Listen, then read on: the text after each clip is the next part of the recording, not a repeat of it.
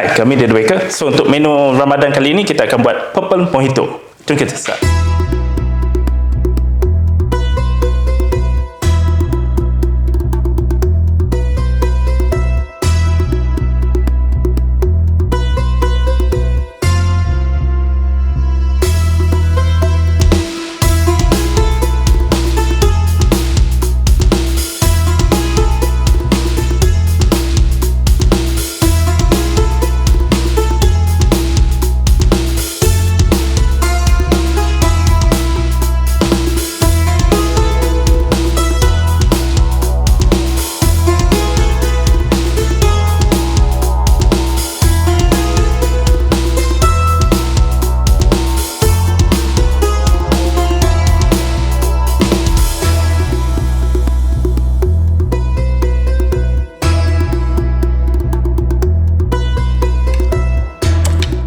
Segar dan menyegarkan.